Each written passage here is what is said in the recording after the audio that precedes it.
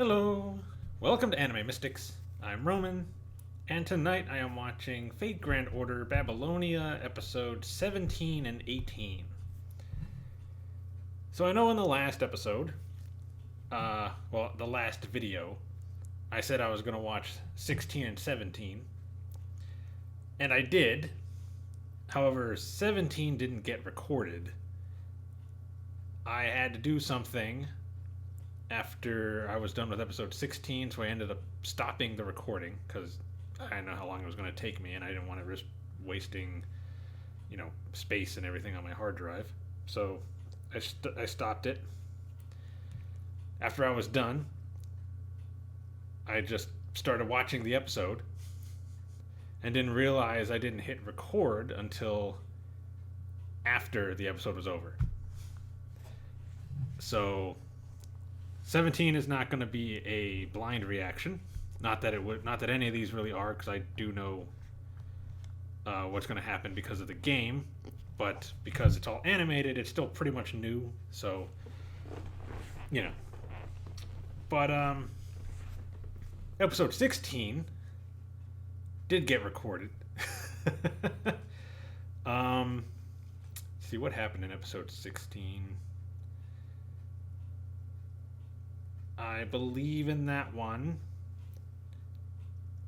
Enkidu ended up running away after he got stabbed in the back.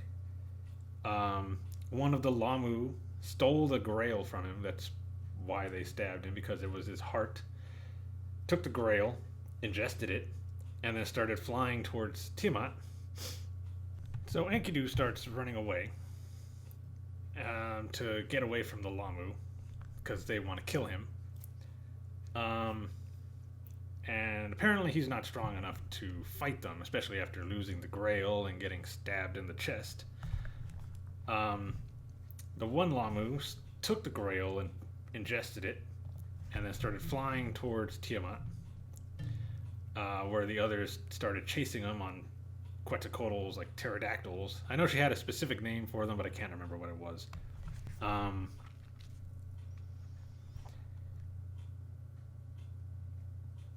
And Enkidu ends up getting saved by the Siduri Lamu.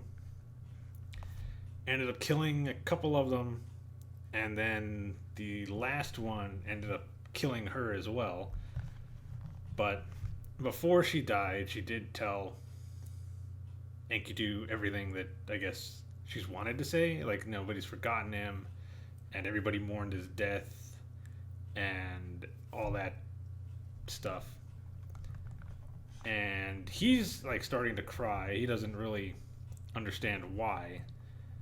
Like, he feels like he knows who this person was, but doesn't remember them. Like, he has memories, but he doesn't really connect with them because he's technically somebody else.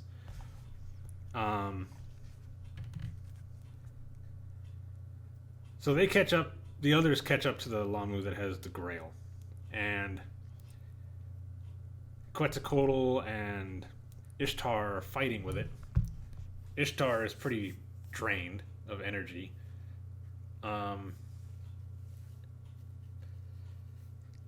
They do not actually stop it. It does get away, thanks to Ushiwakamaru, who is now an enemy after she was placed into, the primordial mud of from Gorgon.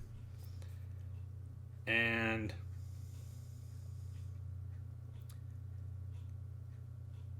she starts fighting with them to give the Lamu enough time to get to Tiamat. And Quetzalcoatl is doing most of the fighting. Ishtar does end up finishing off the one body, but doesn't actually kill her. Like, she's able to bring herself back. Apparently, as long as there is any kind of piece of her, she can regenerate. And she can make, like, an infinite amount of clones of herself. They were still able to defeat them all, but, not kill them. And the Lamu ends up getting the grail to Tiamat, so they were too late. And that's where that one ended.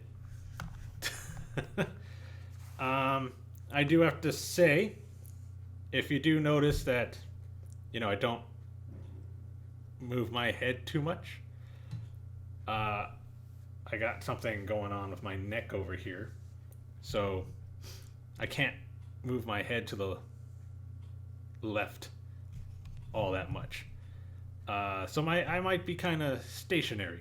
Not that that's that different from my normal videos, but still, just a heads up. All right, so the video is going to be located over here, and the link to the reaction is going to be in the description down below. Let's see, what volume is this? Turn you down a little. Okay. And we're going to start this episode in 3, 2, 1.